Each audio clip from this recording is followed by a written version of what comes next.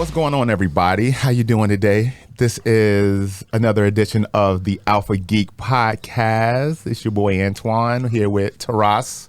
Yo, what's up? What's happening? How you feeling today? Dude, totally sore right now. Are you sore? Was it a rough workout? Yeah, somebody put us through a pretty intense workout, and it's this guy right here. Well, you know, I love my craft. One of my many crafts, seems like these days, but I enjoy torturing the shit out of people. All my clients who love to hate me. Yeah, no joke. I'll take it. No joke. We're here in sunny or not so sunny Virginia Beach. So sunny, yeah. Dude, it's been gross the last week. Yeah.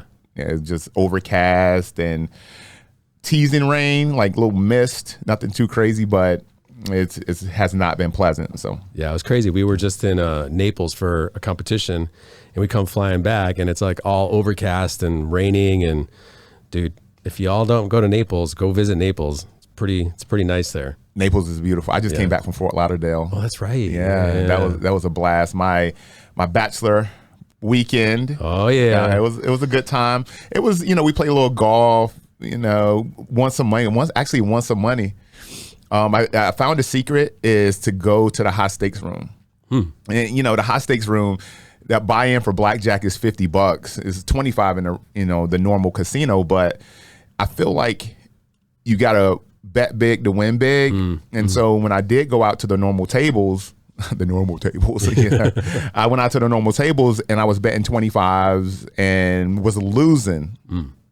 I went into high stakes betting 50s, and my buddy was like, hey, take some, scared money doesn't make money. So I started betting big and I started winning. I was winning, $100, $200, $300 a hand. And it eventually got up to about 3,800, won $3,800, got back down to about 22.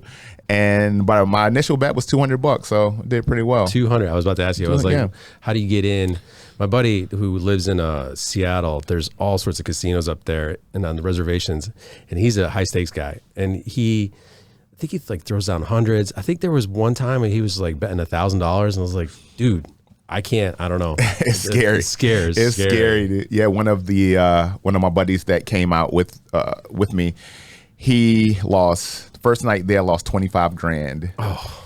$25,000. Now he has the money to lose, but I feel like no one has the money to lose, right? It's like that has to be painful no matter how much money you got. And he lost it in like a matter of 15 minutes. Oh. He was just playing what? Blackjack. Okay. And just like betting big money and $1,000 hands, $2,000 hands, and it was not a good night. I think he kind of recouped some of it later on in the weekend, but $25,000 in like a 20-minute period. It was ugly. Did he go in like?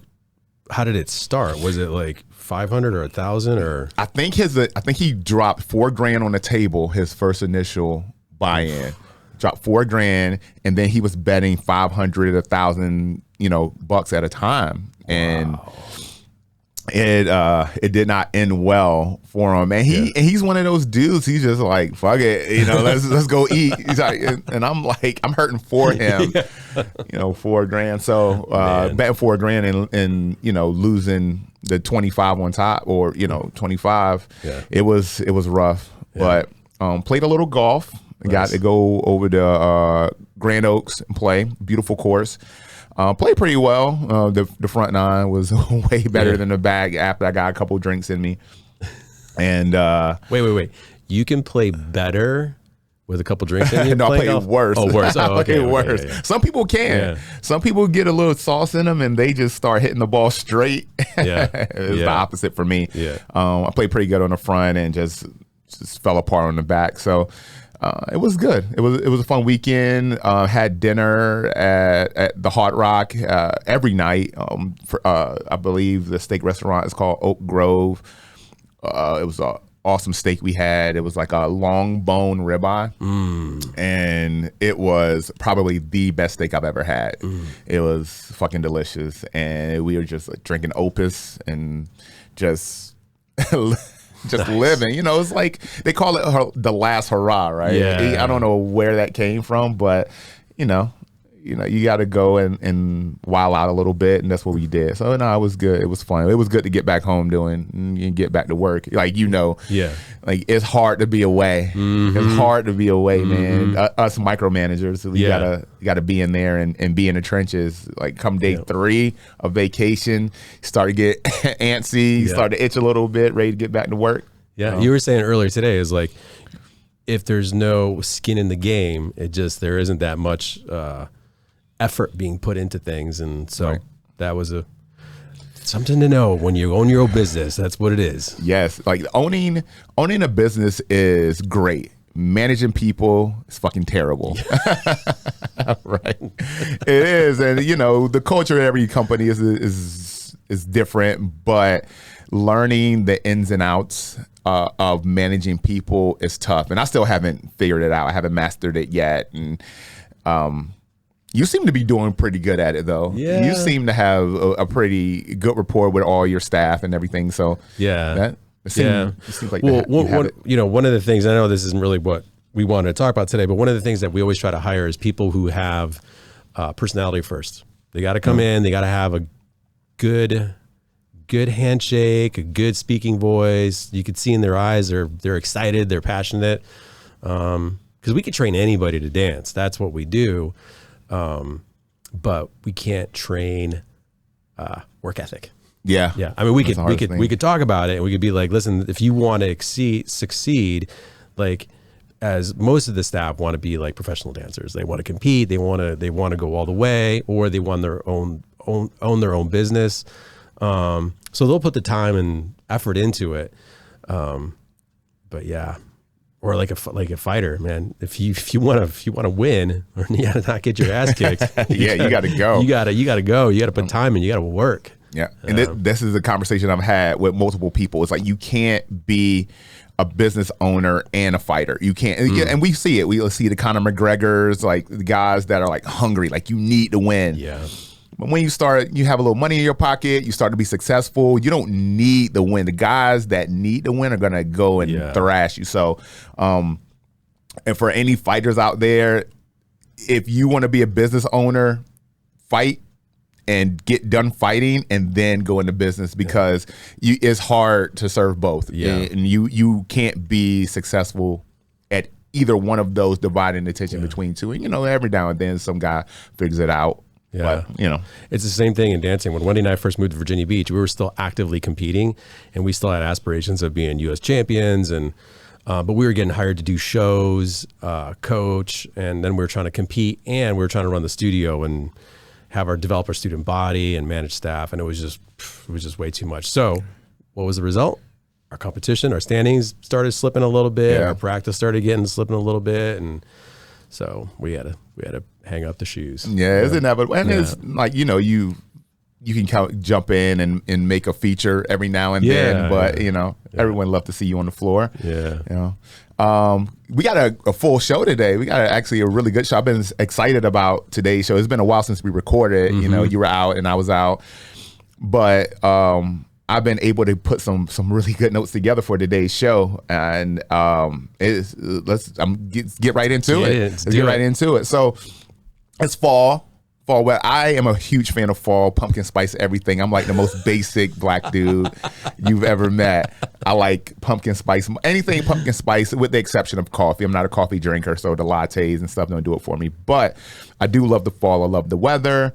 I hate getting up when it's dark at 7 a.m. But other than that, fall is my jam. It's my time of year, and with that, fall TV comes into play. That's right. So. Yeah. A bunch of big shows coming up on TV, cable, and streaming. So first thing we're going to do is go over our most exciting picks for fall TV. Right. There's a bunch of nice shows, a bunch of great shows coming out, new shows, and also continuing seasons of existing shows. We're going to do our top 3 apiece. And in the comment section, tell us your tops and shows that maybe we don't know about, shows that you want to see. Maybe it might not be coming out now. Maybe there's something that's coming out in the spring. That's the great thing about streaming. You can basically bring your shit out anytime you want. Yep. So My first show, and you just want to go back and forth with it? Yeah. All right. So my first show is Bel Air season 3. Yeah, you were telling me about that earlier today. Like I never even heard of it yet. So it was kind of a cool concept that you were telling us about. So for those of you who haven't heard of Bel Air, it's I guess you would call it a reboot of the 90s Fresh Prince of Bel-Air, Will Smith and everything. And so they put a dramatic spin on it, right? So it's not funny at all. It's actually pretty dark in some places. And it's a really good show. I think it's on Peacock. It is on Peacock. Okay.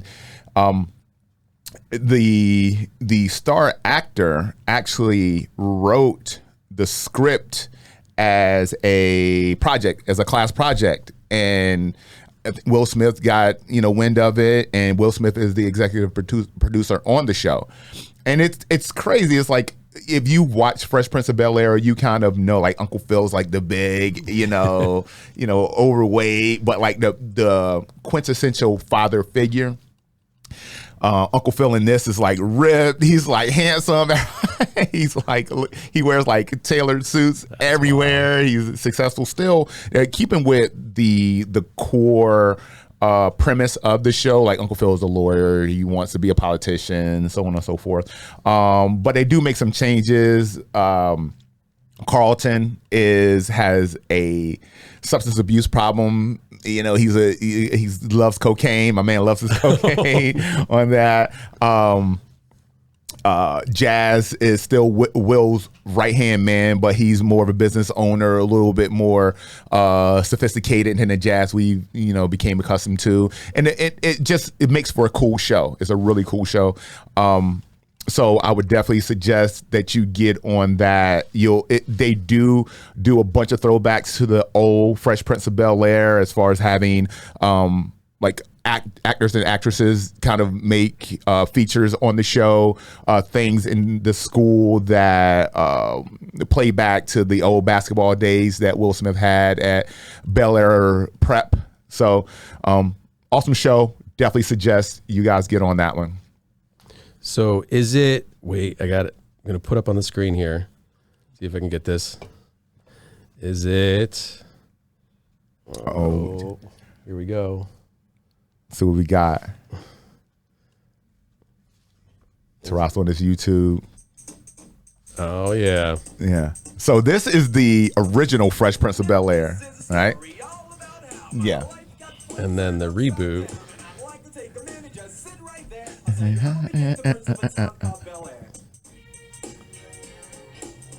So yeah, they took this and then they just like ripped it apart and made it like a very cool reboot. Wow, that's wild. Man, isn't that cool? Wow. Yeah. All right, well, we'll put a link in the description so you guys can check that out. But yeah, it's an awesome show. Seen it yet. It's an awesome show. Definitely get on it. It is not, if you really become accustomed to the expectation of Fresh Prince being funny, you might not like it, but it's really good TV. So if you're into good TV, definitely check it out. All right. So Ross, what you got for number 1? Let me check here. Taras wrote his down. He's prepared. He got prepared for us. My notes. I'm trying to manage the screen, and okay. So Loki season 2. Season 2, yes. That is what I'm looking forward to the most. I didn't think Loki was going to be any good, because I don't know. I was like, how are you going to develop this whole show just based around Loki? And we ended up watching it and just loved it right away. It's a good show. So one of my favorites. When Loki came out, it was, Disney was putting out so much content and just smashing you in the face with content. You had the WandaVision, you had Falcon and Winter Soldier, Yep. You had all those shows kind of come out kind of back to back to back to back. So when Loki came out, people were scared that it was going to get lost in the mix, but it was definitely like an outlier. It was one of the better shows, if not the best Marvel Disney Plus show that has been put out. Especially the ending. That was a great ending. Right. And now with it looks like Jonathan Majors is out of the woods now. So he is confirmed to be in the show. I don't know how much he is going to be in the show, but people forget that when Jonathan Majors was announced as Kang, the internet exploded. People really wanted that. And then he got in trouble, and then, cancel culture is what it is. And he just got beat down on the internet. But now it's like it looked like he might have dodged a couple bullets, and he's back in the good graces of Hollywood and the good graces of the interwebs. So people are excited to see Jonathan Majors play the Kang character. So how did you feel like with Ant-Man when he showed up in the movie? Like, was that like oh man, this is a great moment? Yeah. Well, I think he was the high point in that, which wasn't difficult. It wasn't difficult in the Ant-Man Quantumania. He was a high point in the movie, and he was really aggressive and really like he swallowed up the screen. He swallowed up scenery. And traditionally, the Kang character in the comic books is almost the opposite of that, more subdued, very monotone, and but actors put this his rendition of the character. So I liked it. I thought like at the end when they had all of the variants of Kang, I thought that was super cool. That was super cool. I'm excited about Loki season 2 as well. So at the end of Loki season 1, I'm trying to remember, like they had the whole Kane kind of like where they showed multiple Kanes. Was that in there? Yep, that was in there. Okay. So having all of those variants, all the different timelines and what's going to happen with that. Let's see it. I did see, and I don't know if this is legit or this is leaked footage, but there's an appearance of Andrew Garfield's Spider-Man in Loki season 2. Yeah. Confirm that for me, internet. Like I definitely saw it on Instagram, and I want it to be real. Andrew Garfield is my favorite Spider-Man. Really? He is my favorite Spider-Man. Wow. Yes, he looked like he was 40 years old going to high school. But beyond that, when you talk about like a Peter Parker kind of like swagger and kind of just like really just this cool comedy, I like him more than the rest of Spider-Man. That might not be the popular vote for it, but for the Spider-Man, but I did like him more. Yeah, that should be a whole separate episode of just talking about all different variants of Spider-Man. I know, right? That's a week. Yeah, that's a week for the show. My number 2, Invincible season 2. All right, so this is probably, when we talk about shows across the board, my favorite show. Season 1 is on Amazon. It was fantastic. The artwork was great. Seth Rogen, they came in like really put their foot in it, and it was my favorite show.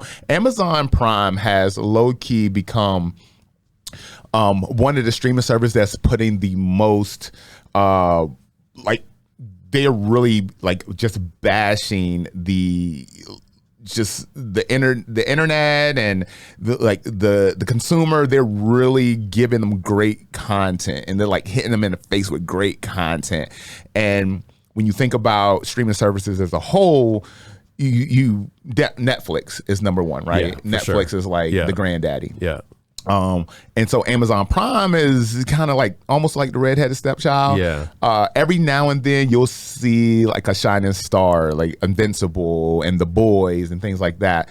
But those 2 shows are 2 of my favorite shows, honestly. And Invincible is great animation. Everybody's not into animation. I am really into animation, and Invincible is a wonderful show. It's gonna be good. Season 2 is gonna be good. We've been waiting a long time for it, so I'm excited to finally get it. Yeah, Wendy and I try to watch these shows together, and I started watching The Boys because her brother was like, "You gotta watch The Boys. You gotta watch The Boys." From that open scene, and like we started watching it. It was just too much for her, but I definitely want to go back and see all of that.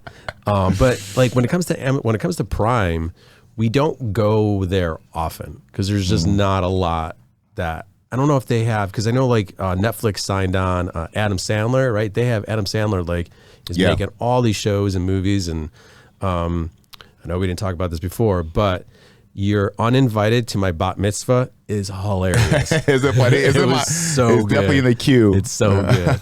But yeah. And then what was the other thing we have in our notes here? Yeah, Invincible, it's great. You're gonna love it. If you haven't got on it yet, definitely get on it. It's an awesome show. And the one that I want to see the most, which is Ahsoka. I know that's not new, coming out for this fall. That just came out. So when I was we were visiting Wendy's brother in Seattle. We were in Port Townsend, and it was the day it was going to come out. We're like, we're gonna watch it. So I haven't caught up to that yet, but you did watch that. I did. Yeah. It's really good. I'm all caught up on it. It's and we got a little bit of Ahsoka talk later, but it's definitely worth the watch. And when we talk about Star Wars spinoffs that are continuity shows, this one is spot on. Yeah. Like Dave Filoni and Favreau, they did a great job developing this show, and just Rosario Dawson as Ahsoka, being a kind of a older, wiser Ahsoka. She does a great job, and it's crazy how she got that role. You know, Boss Logic did some artwork. If you don't follow Boss Logic on Instagram, please do. His artwork is phenomenal. He did artwork of Rosario Dawson as Ahsoka, and the right people saw it, and they cast her, and it was like kind of one of those things. It's like you got some really great castings. You got Robert Downey Jr. as Iron Man. I feel like Rosario Dawson as Ahsoka is one of those. Yeah, just like chef's kiss. Yeah, 100%. You know? Yeah, absolutely. My third, and we already talked about it, but it's Loki season 2. Yep. I'm super excited about the show. It's, you know, Disney Plus is continuing just to put out content and put out things for like the fandom and the geekdom to watch. And some of it is maybe, you know, playing to the fan service a little bit too much, in my opinion. You know, like for example, when they did Multiverse of Madness, like, and just having Mr. Fantastic in there, and it was just kind of one of those things where, you know, people have been waiting for it, people wanted it, so we gave it to them. And that's great, but I think if you do that too much, it's like kind of one of those things, you give an inch, they take a mile, right? And so if you keep like just pandering to the fans so much, then it gives them a little bit less to get excited about when those things do finally come out, right? You know, so it's just my you know, opinion on it. But yeah, Loki season 2 for sure. Yeah. What another show I'm looking forward to is The Continental. Yes. I don't know what they're gonna do with it, but it's just the whole idea behind The Continental is just, it's so cool. So I'm looking forward to that. It's going to be, I mean, anything John Wick. You know, they're going to do another one of those John Wick movies. It's like, okay, we'll see. Let's see how they bring them back. But they got the same stunt team, the same fight choreography team that did the John Wick movie. So I think it's going to be awesome. And I think it's only going to be 3 episodes. Oh, really? I think it's going to be a limited series with 3 episodes. So, have you seen the latest John Wick? Oh yeah. I've seen every. We haven't seen it yet. Yeah, is it good? It's good. It's one fight scene that lasts literally 30 minutes. Dang. Yeah, and they do a really cool job of like these single and just double camera scenes to where it's like you're looking at the action the entire time. And, most fight scenes, it gives you the ability to hide a lot because they jump from camera to camera, are able to add stuntmen.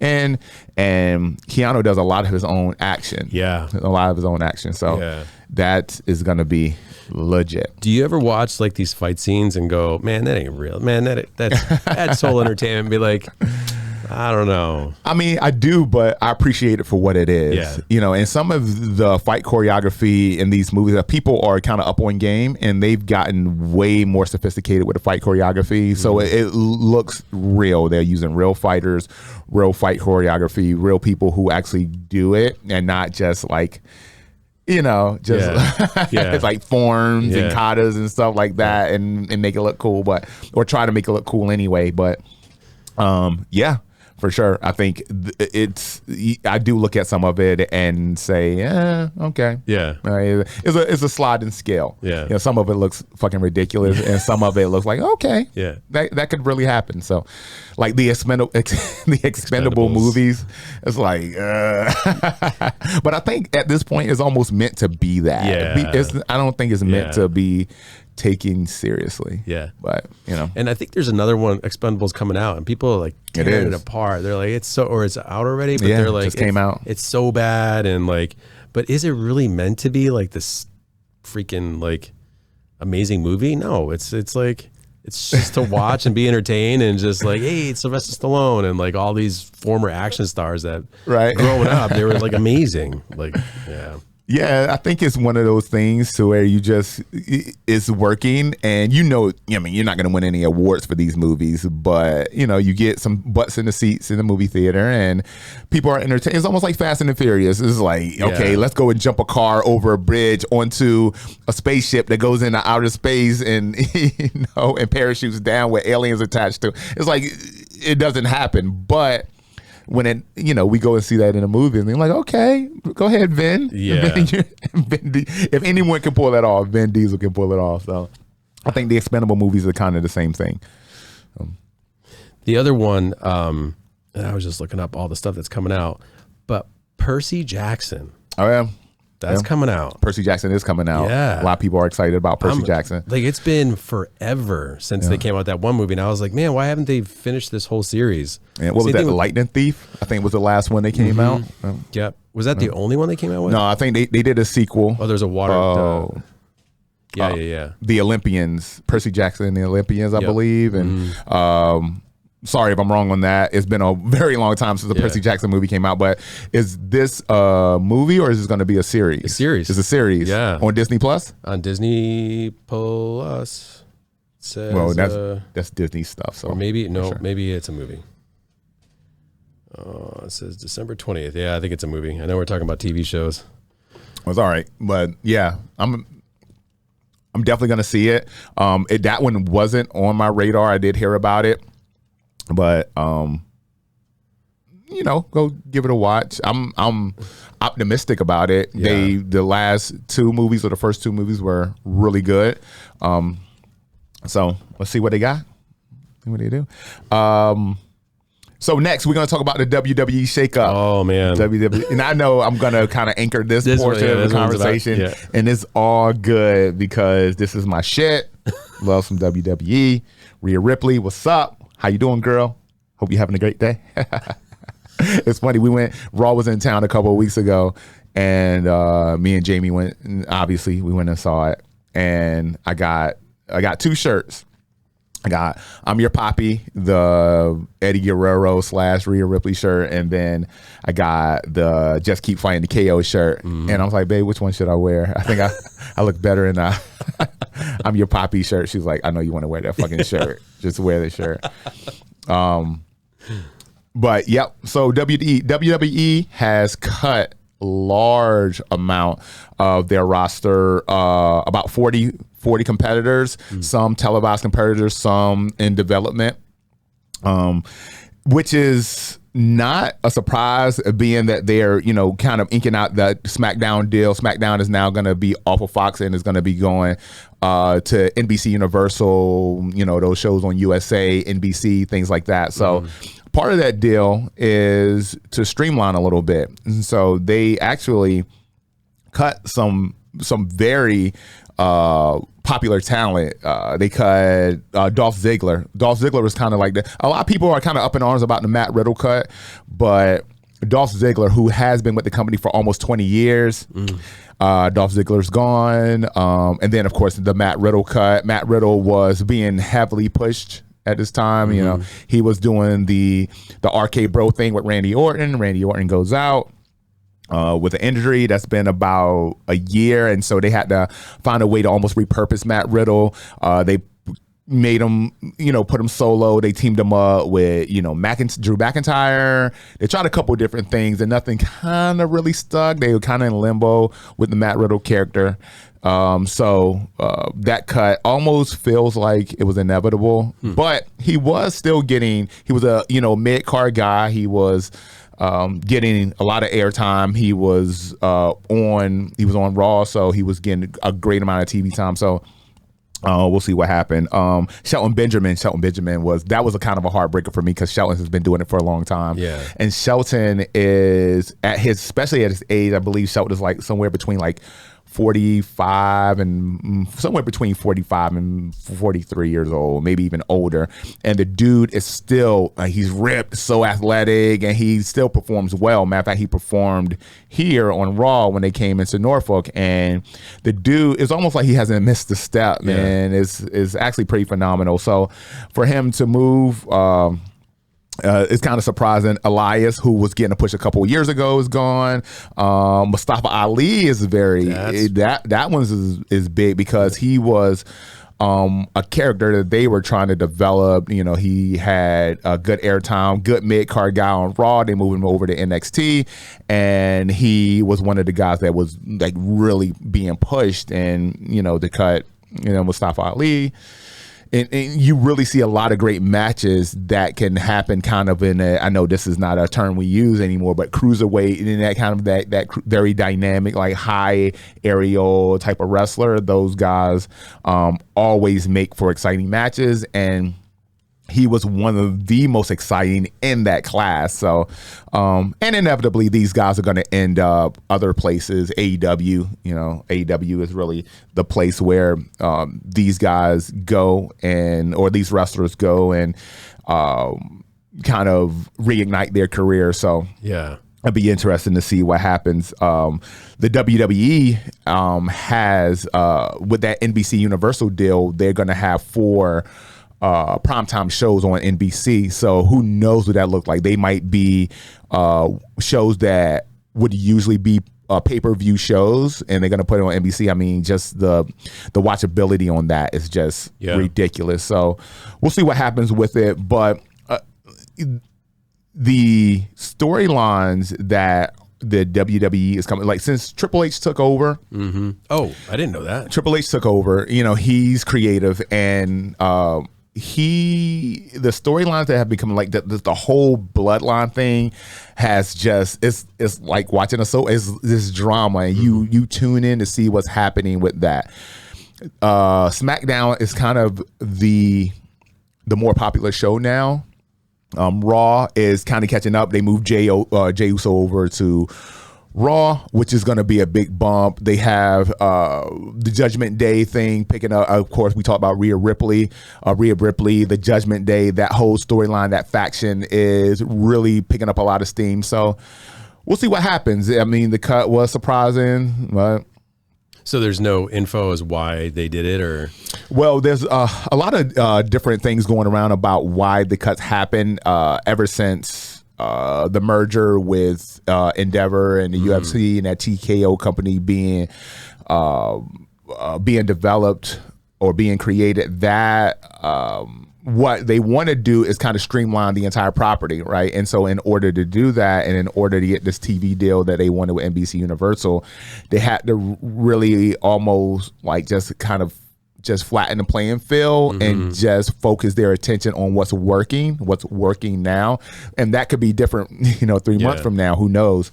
But with the return of Randy Orton coming back, he's been wrestling, he's been in development right now, coming off of that back injury. So I think it's kind of one of those things. Triple H knows what works, and he wants to stick with that. So we'll see. We'll see what happens. The last time I was at a wrestling show was Triple H was actually in the ring, and we were like pulled way back in the risers, and that dude is a fucking monster. Like, he's so huge. Yeah, he's a big boy. I couldn't believe and who was he? I can't remember who was wrestling, but I don't know if it was was it the Undertaker? Probably. That was I think that was it might have been the Undertaker, but both of them, like, Undertaker was massive too, and like Triple H was just like towering him. So crazy. Yeah. Well, Triple H, or I'm sorry, Undertaker is a giant dude, definitely bigger than Triple H. But as far as like just width and size, I mean, that dude is like massive, and still is. I mean, he's wearing a suit and tie these days, but there are some rumors that they're trying to, develop Triple H and John Cena for WrestleMania. Oh. Who knows if that happened? Like, Triple H actively retired. He's like, there'll be no more in ring for me. But who knows? The fans want it bad enough, and the money is John good Cena, enough. Like, are people still do people still like John Cena? Yeah. So yes. Yeah. So the short answer is yes. Yeah. John Cena, he's doing a short run over on SmackDown right now, and people love to hate John Cena. Yeah. They still boom, John Cena sucks. They still do that thing, but people love John Cena because John Cena kind of accepted that the fans are going to do what the fans are going to do, and you can either embrace it. If you fight back against it, they're just going to do it more. Yeah. And so he kind of found that little niche of what the fans are willing to give, and he just embraces it. Like, he knows that he's going to come and do this short run, probably promote some other movie, Peacemaker. It's gonna that's gonna come out again. So John Cena's no idiot. He followed kind of like The Rock's blueprint of coming back to promote something, staying around for a little bit, putting some other wrestler over, and then going off into the sunset, and then make movies. So, and then and maybe I was watching something older, but isn't The Rock like still involved in some aspect? Rock just came back. He came back. Rock came back. He did and the crowd went insane. I saw that. It's very rare where these things happen, like somebody like of that stature comes back and no one knows about it. Like, there's usually some sort of rumblings. Someone sees somebody at an airport or in town or going into a venue, and they're like, oh shit, tweet, And so, but when The Rock came back, the pop that he got was, I can't remember the last time, like, Attitude Era pop. Like, it was it was actually very impressive that he can come back, and The Rock is one of those guys that no matter when he's like 20 years from now, he's gonna come back again and he's gonna get the same pop. But he came out, he did his little spiel. He actually did a little bit of in-ring. He was working with Austin Theory, and he gave him rock bottom, gave him people's elbow and did the whole thing, and the crowd loved it. And so there's a rumor so the rumor was that they were going to try to set him up with Roman Reigns at a WrestleMania. They weren't going to play on the bloodline thing, play that out up until WrestleMania, and then he was going to put Roman over. But then what happened was the Cody Rhodes thing happened. Cody Rhodes comes back. Everyone expects Cody Rhodes to win at WrestleMania versus Roman, but he doesn't. And then you have he came off of the pec injury, which kind of put a little speed bump in that roadmap. And so you have to find ways to inevitably get Cody Rhodes and Roman back to WrestleMania. And that's going to happen, right? But The Rock coming in and kind of acting as a little bit of a smokescreen for that is awesome. Like, I do love it. And I don't know how much in-ring The Rock is actually going to do. I don't know if he's going to stay around for a while. I don't even know if he's going to come back. Like, that might have been a one-shot, one-kill type of deal. But like the fans would love to see it. He looked great. He was big. He moved pretty well in the ring. So I can see, like, it's all up to him. When he came back last time, I think he tore his groin against Cena. Oh. So, is it worth it? Yeah.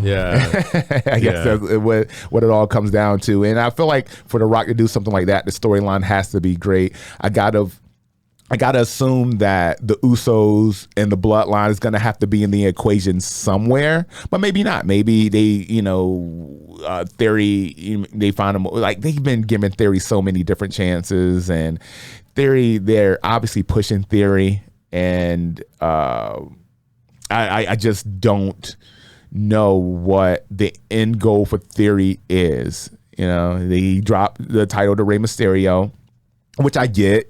Ray is the man, and he's been around for a while, and he's probably getting towards the end of his career. He might even drop back to Theory and kind of ride off into the sunset. So we'll see.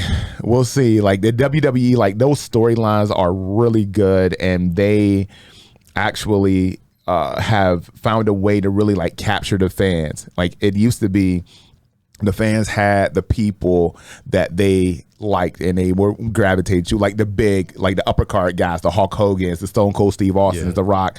But now it's like the fans are so involved with everybody that walks out. Like, they are developing. They found a great way to develop these shows for TV and for the live audience. And it didn't used to be that way. It was developed for live audience, and then they found a way to develop it for TV, but then the audience participation would kind of drop down. Well, now it's like every time like Seth Rollins come out, everyone sings. When Nakamura music starts, everyone sings. When Sami Zayn comes out, everyone sings. Like, everybody are like, so it's so engaging, and their people are so involved in it, and they're killing it. I think TKO stock is down, but it was, I think it's down like $82 a share right now, but I definitely see that. And before I say this, I am not a pro investor. I'm not a blue chip stock raider, whatever it is, but I can definitely see the WWE, like, going up and up and up from here. I mean, Vince, he's turned a $14 million company to a $21.4 billion company. So, the formula's there, and Triple H has kind of like just made it a beautiful thing. Like, the nuts and bolts were there for him, and then he's just made it like this beautiful creation. So I'm excited about it. So in no way are we financial advisors, and we're not making any financial advice. No, absolutely not. Absolutely but not. Are you? I mean, definitely you can tell he's geeking out about wrestling if you can't hear it in his voice. He's super excited and knowledgeable, because the last time I remember anything, it was Stone Cold Steve Austin. So I got to catch up on this stuff. But that being said, do you have stocks in wrestling? You do? Absolutely. Okay. So Endeavor, which is the combination of the UFC and WWE, now since the acquisition, created this company TKO, and they are traded. I think they started trading early September, and they started. I think they were somewhere around $115 a share, and it dropped when I checked it. When I bought in last week, it was down to like $82 a share. Okay, so. Which is, they say, is the ideal time to buy stock when it's down. When it's down, and there's a bunch of big shows. You got WrestleMania coming up. You got the winter coming up. Less people are, or more people are inside, less people are outside. So, and the WWE is the one. I mean, essentially, you have to call it a sports franchise, right? It is actually sports when you put it, if you had to put it in a category, and it goes year round. They have 3 to 4 stadium shows a week, and they have a pay-per-view every month. I mean, do you order the pay-per-views? Oh yeah, 100%. Fastlane is next weekend, I think. Yeah, I get them all. I mean, it's fun stuff. So, like, everyone goes in and out of things. Like, I like wrestling. I like whatever shows. Like, you go in and out of shows, and sometimes you lose interest and you come back in. Is wrestling? You ever lost interest in it, or you've been in it for like ever? When I was fighting, I kind of I stepped away from it just because, that was my focus. Yeah. But I mean, in the 1990s, when it was like the WWE versus the WWF at the time versus WCW, you had the NWO, you had all that stuff. Like so I guess, yes, I have been a fan the entire time, and it's entertainment. People used to call it like a male soap opera. Yeah. For sure. Yeah. And it is, I mean, these guys are like super athletic guys. I mean, when you think about it, what's not the like super athletic guys or guys and gals, super creative, able to go in there. You can act, you can sing, you can dance, you can do everything. And these guys have to do everything, I mean, what's not to like? Yeah. Do you remember, and it's not really pertaining to wrestling, but it was like in the 90s they had, oh man, what was that show? The Gladiators or the American Gladiators? Gladiator. Yeah. I don't know if it was a spoof or somebody, like I thought somebody was saying, or they're going to come back, or they were interviewing some people that were on the show, and like how real it was. Like these people were competing. Like it was not like WWE is like, there's a storyline, and they're still physically doing stuff, and like, right. But it's not like, whereas like a team, like where you're playing football, like it's like they're really competing. But American Gladiator, like they were really competing, like they were hurting each other. Yeah, there's a Netflix documentary out about American Gladiators. That's what I saw. Yeah. And that shit was real. Like those guys got hurt all the time, and it was. That show was actually created because of the popularity of WWE and professional football. Like they wanted to find something to rival those two things, and it was a little bit of both. It was entertainment, but there was a very physical aspect, and those games or those obstacles, they were real. That's where people got hurt because the obstacles it was like a trial and error thing. Yeah. And they hadn't perfected how someone would stand up on a pedestal and hit somebody with a pugilist stick.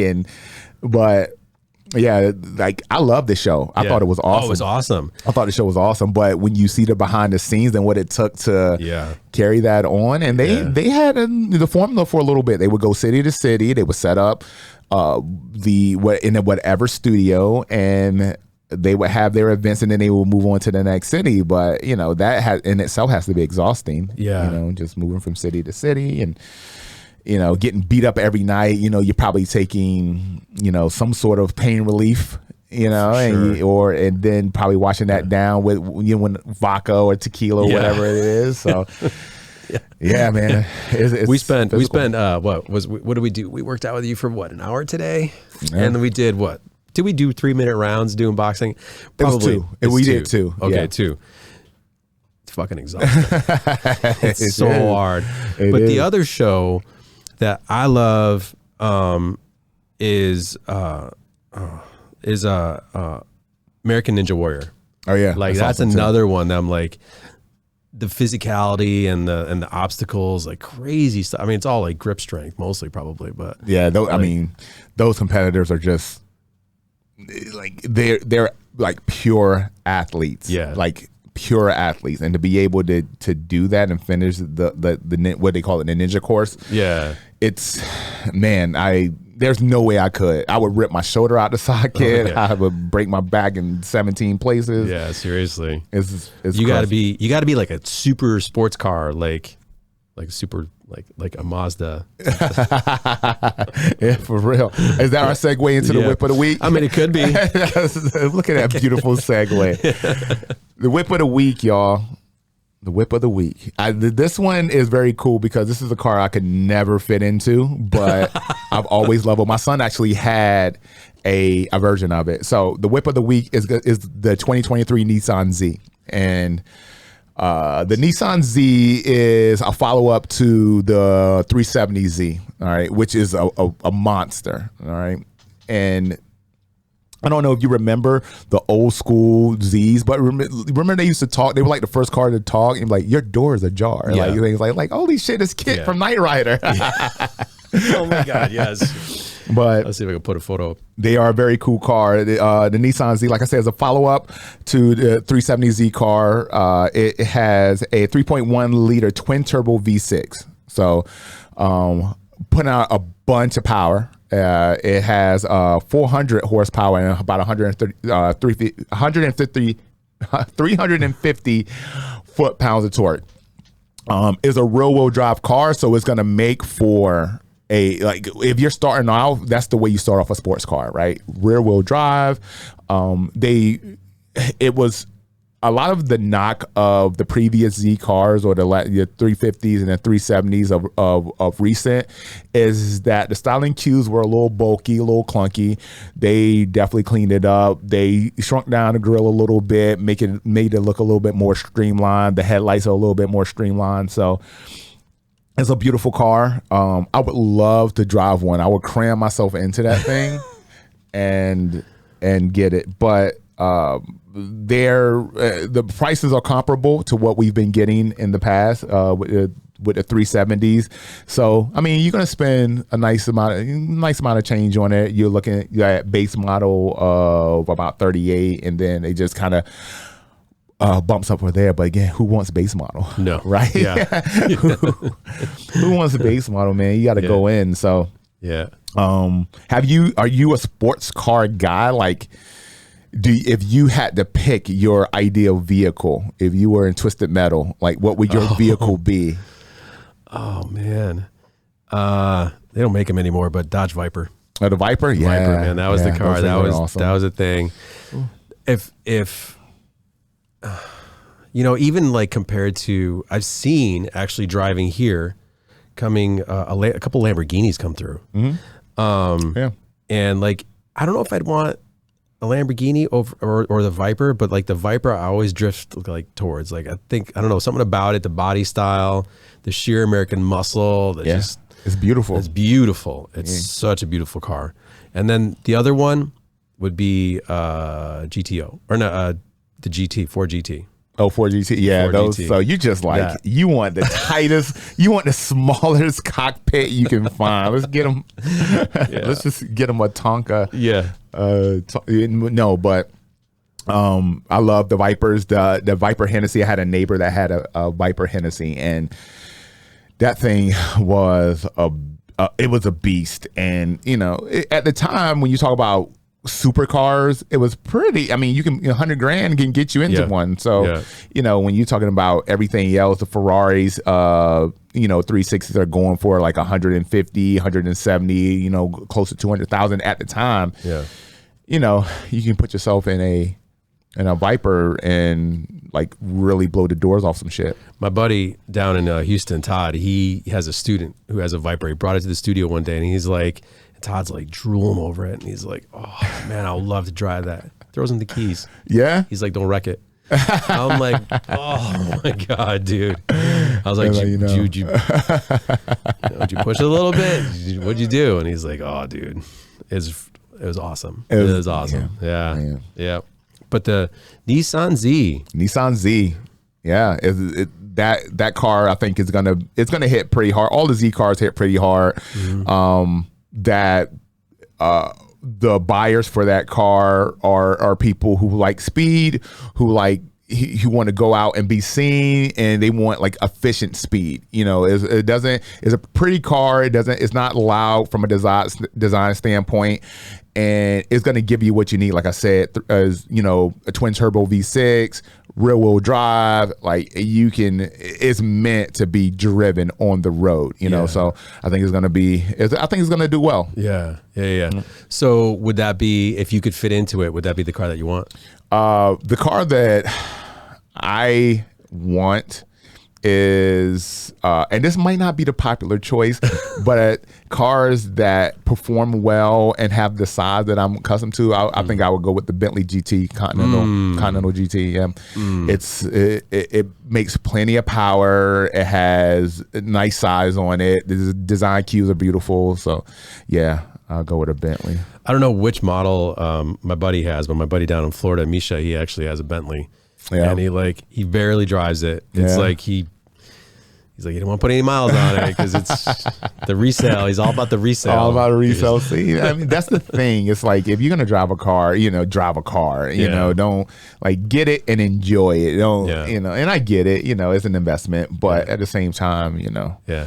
Well, I don't think he's got the money to be like, okay, I could just drive it and not worry about it. Like, it's definitely an investment. Yeah. Like, and what's not an investment are guitars, which I have 28 of them. So I used to that's one of the things that I buy because I love them and I'm hoping that they appreciate, but they don't. But they're not $100,000. So yeah, right. Very few cars appreciate, right? Yeah. Like we got a couple, like Toyotas have pretty good resale value, and then you got a couple outliers out there. But for the most part, if you're gonna buy a car, that money is gone. A portion of that money is gone. So just enjoy the fucking car, man. Just drive it. Dude, 100%. So I know we were going to talk about, this isn't on the list, but the Corvette, old school or the new design? Oh man, mid-engine car I've always been a fan of, and I'm gonna go with the new design. I love it. I think it's a cool looking car. I think it's as close to a supercar that we're gonna get for that price. Yeah. I mean, the car is beautiful. It performs well. The design cues, and people, anytime you change the design that drastically, you say, okay, give it a year or two, let them work out the bugs, and then I get one. Yeah. Well, I mean, I don't hear many complaints about the Vet. No. Being a mid-engine car, I just think it looks beautiful. I would love to get behind the wheel of one. Actually, I'm going to go and drive one in the next couple weeks. My buddy has one. He's going to be coming down, so he's going to bring it, and we're gonna put the boots to it. And he's one of those people. He don't give a fuck about resale value. He just wants to dig into it, and I love that. So cool. Yeah, man. Good. Well, put in the comments below. What do you like? What design do you like? The new Vet, the old Vet? Tell us about the Z. Tell us about what fall shows you're looking forward to. Yeah. Yeah. Taras, tell me where to find you on the Soch. On the Soch. Well, I gotta create one, but you just put in my name, Taras, TARAS _ full name, last name Denisenko, on Instagram and on Facebook. But more importantly, look us up at the studio, www.cutterrug.net. And then from there's links to all our socials about dancing. So if you want to dance in the Hampton Roads area, check us out. Antoine, you? Yeah, so you can find me on Instagram, Antoine the Juggernaut. On Facebook, Antoine Britt. On Twitter, Britt Fit Zone. And also cookies. I'm a cookie guy. That's right. Yeah, so if you're in the market for a healthy baked good, delicious healthy baked good, Juggernaut Cookies makes a protein good. It is 12 grams of protein, gluten-free, kosher, non-GMO. And you can find them at www.cookiehunk.com, and there's a 20% code. Use the promo code CookiePro20 to save 20% on your entire order. Cool. Awesome. Thanks for tuning in, guys. We appreciate you. Follow us on Instagram, follow us on YouTube, and we'll see you for the next show. Peace. Sweet. Hell yeah.